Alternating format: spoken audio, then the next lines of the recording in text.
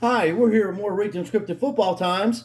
And my last video, I showed you two of the receivers that I thought was going to make a difference. Well, I'm telling you who's going to make a difference in this Buffalo Steelers game.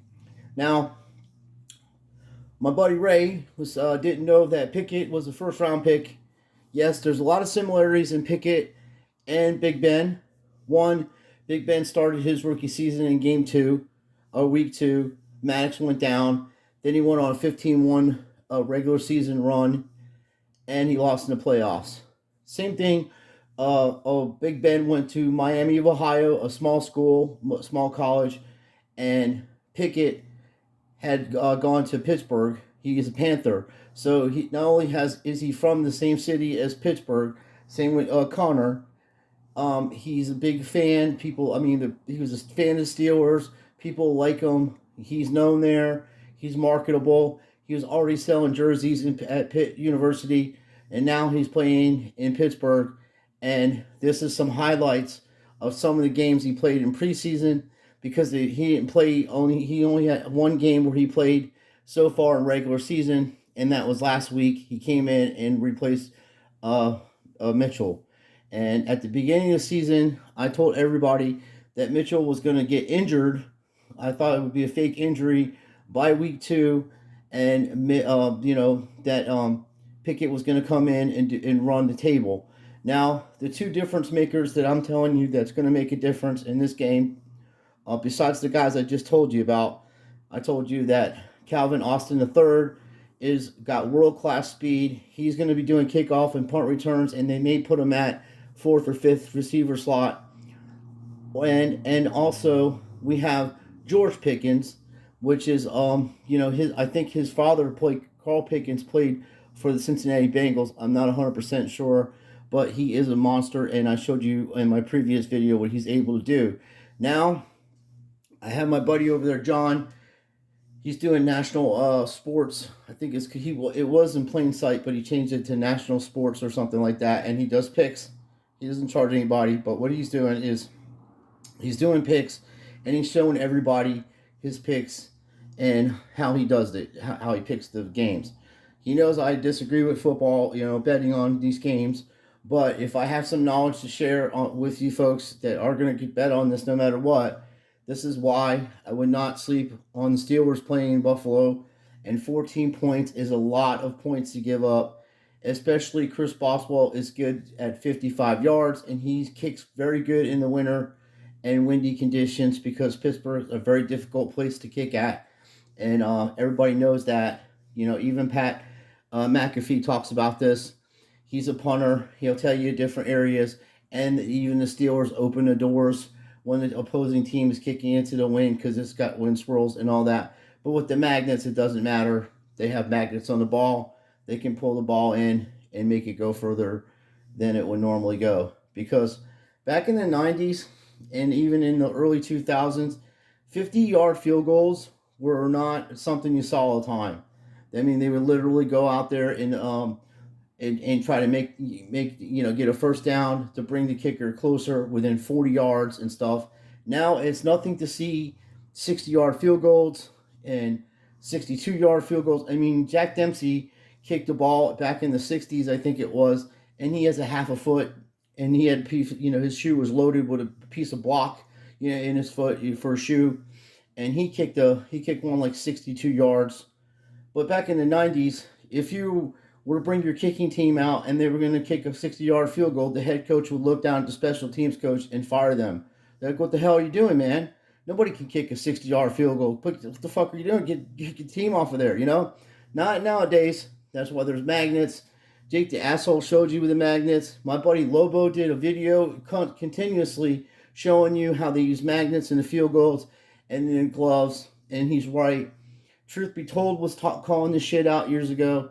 There's a lot of people that have been calling this stuff out, and as I say, I collect these stuff. I collect memorabilia, and I've been doing this for a long time. And I started my channel exposing people that were grifting my friends in the hobby and telling you how to store your stuff and what kind of stuff I was buying. I never asked for any money. I never asked for any kind of donations. Nothing. I just do it because I do this for fun. Then I found out the NFL was rigged about a couple years ago. I always kind of thought the NFL was rigged by the referees, but I didn't know how deep it was, that the players are in on it, that you had all kinds of stuff going on. And what really opened my eyes up was two things. One, the 2001 AFC Championship game with Tom Brady and Charlie Woodson making the greatest defensive play in the history of playoff times. And then they came up with a rule that I have never heard, and I played football and been watching football for a while. I've never seen that rule before until that day. And then I'm like, well, that's kind of fucking weird. So then I was like, well, maybe they're just trying to protect the quarterbacks, especially because Drew Bledsoe got hurt, allegedly. And there was a lot of quarterbacks that had concussions. Like Troy Aikman supposedly had like 8 or 9 concussions. And he, that's probably why he threw 164 interceptions when you have Michael Irvin and Alvin Harper catching the ball and you still can't get the ball to them. That's something bad with that. So the reason why I can tell you what guys are on teams and stuff is because by collecting sports cards and knowing about all the players on every team just about and who's getting drafted and why they're drafting them. I showed you why the Steelers went after Austin, because this man runs a 4.2 and has world-class speed, and it will make a difference. He will return a kickoff return, either a punt return or a touchdown on a kickoff return. That will happen, and that will spark the Steelers. Allen's going to get hurt, and Pickett. For you guys that haven't seen the footage, we're going to look at this, and this is what a professional NFL starting quarterback looks like. Jaylen Warren in it back for you. Play action. Now this is simplified, and then who you got out there blocking for him? Pickens, number 13. Great start. Now he is wearing Tommy Maddox's number 8. I don't know if that was his number in college. I have to look, but it's a clean. See how quick the ball came out, and that's what you're looking for too. You want a quick release on this? I'll show you real. I'm not saying this because I'm a fan. I'm just saying this is a difference between bang, ball's gone. It was a little low, but Trubisky doesn't do that. Mitch wasn't doing this. He wasn't getting the ball out, and they are letting them play. They are letting them get this playoff because it's rigged and scripted. But if you watch number 13 on the bottom, this is what I'm saying about he's looking to hit somebody. He's looking. Oh, that's Boykin. My bad. That's the guy I was telling you about earlier. Pickens is the other guy that I'm telling you that's going to make a difference. Now, this is the type of stuff you would use with these type of running backs that they have. This guy is a really powerful running back, and he's fast. But this also you got Elijah Harris, which is going to make a big difference. And you could literally put them both up in the back of the, and put them both in the backfield, and run an option to either side. Have them both go out in the flat. You can't cover both of them, and if you do, you have Claypool and then the tight end, which Claypool is basically a second tight end. He's a receiver. He's fast, but he is built like a tight end.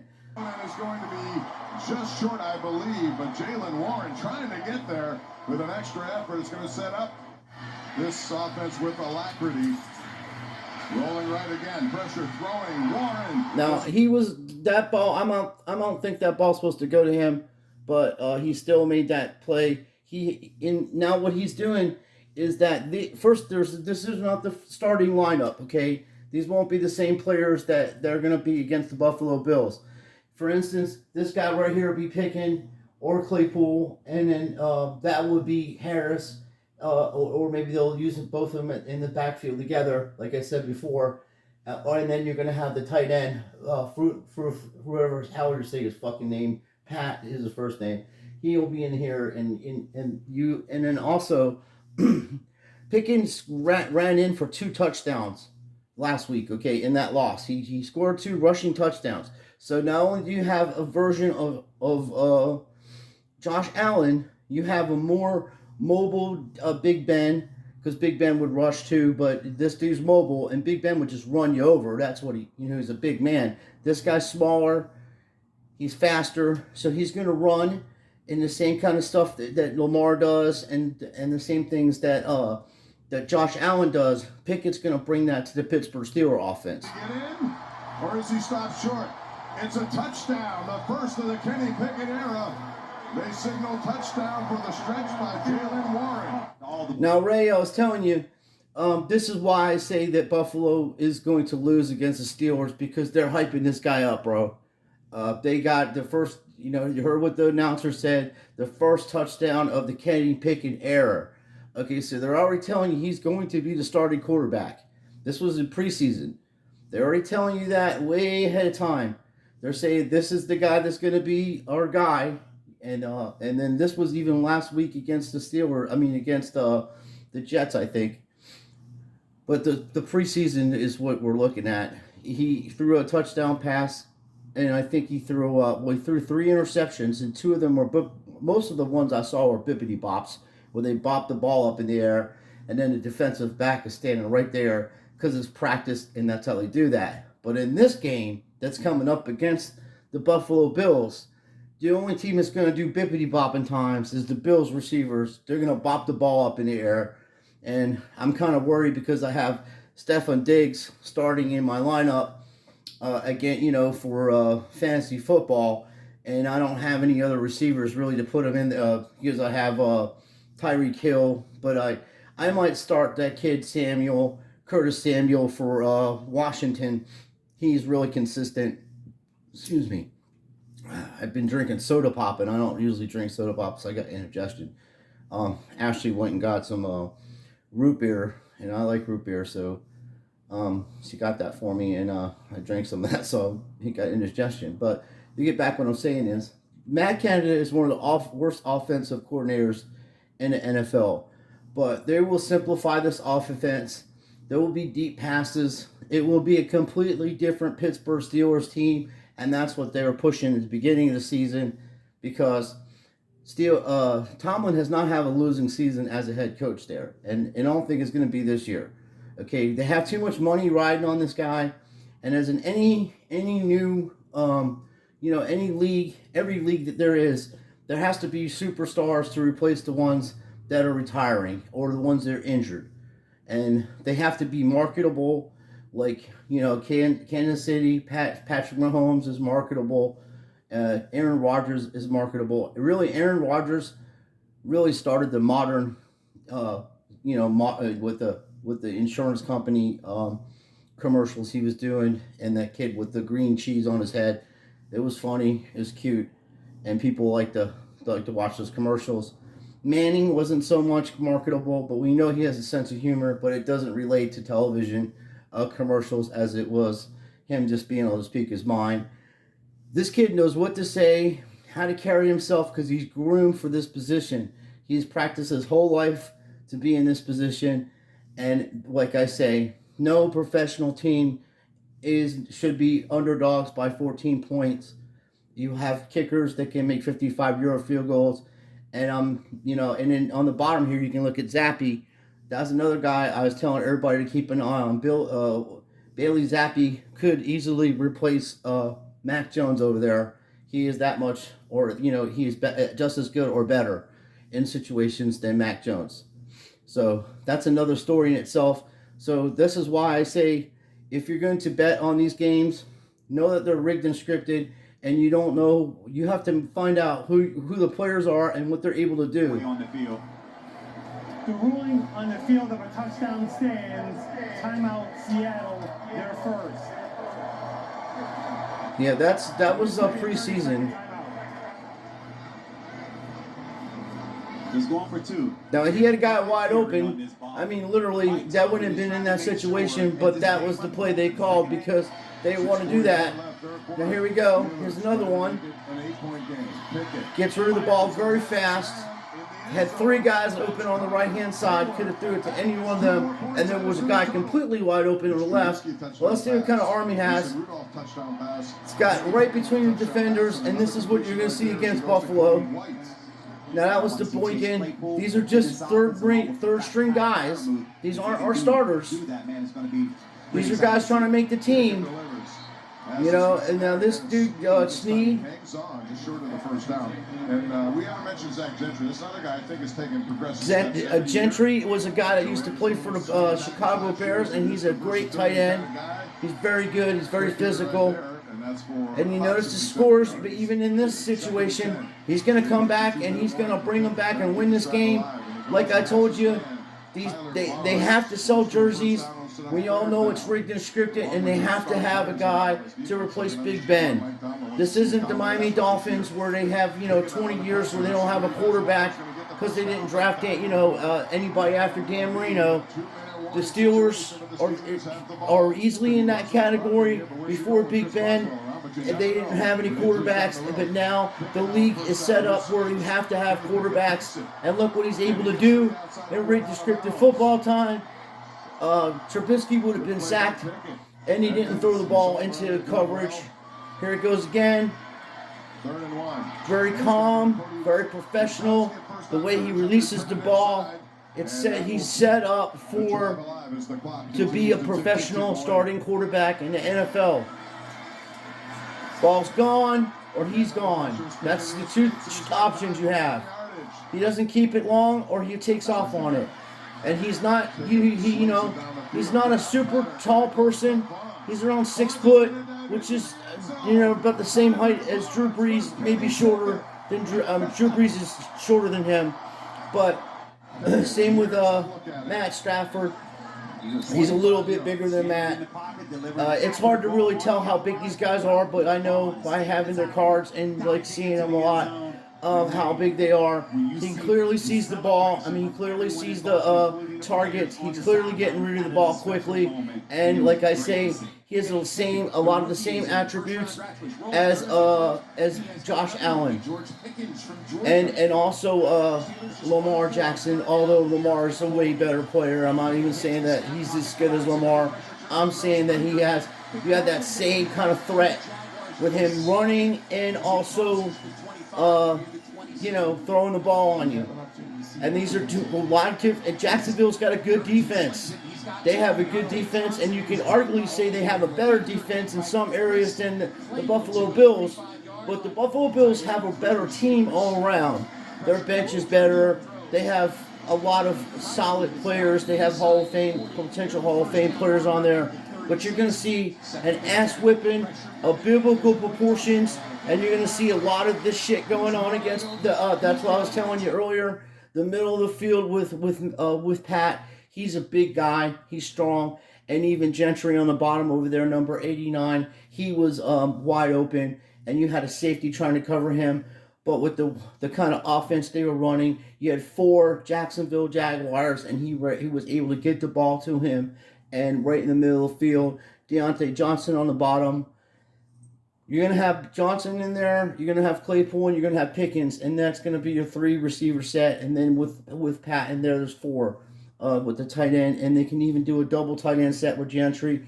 Or, like I say, bring in the Warren and have him and Harris come out of the backfield. There's a lot of options you can run with this talent. And like I say, do not be surprised when the Steelers beat the Buffalo Bills by 2 touchdowns. Because it isn't going to be no close game. It's going to be like people are going to be thinking it's going to be close. And as I say, it's rigged and scripted. And it may be something like the Cincinnati Bengals game, but I think that at this point in the season, they have to really set a standard and show you that the Steelers are still in this, and they're playing in a division where they can possibly get into the playoffs.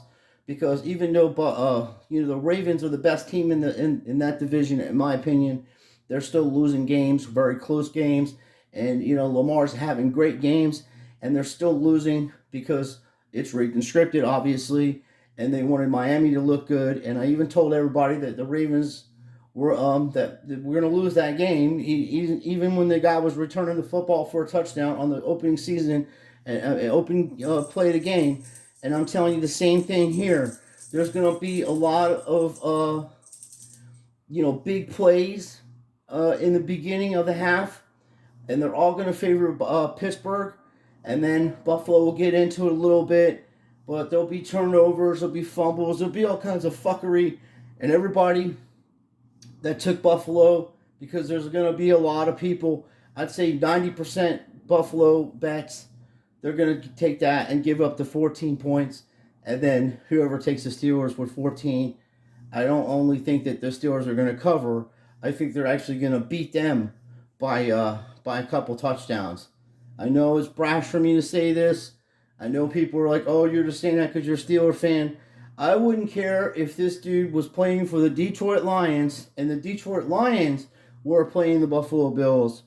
With the talent that this team has, and for the Detroit Lions, if it was the same scenario and you just changed the jerseys and they're the Lions, I'd tell you the same thing.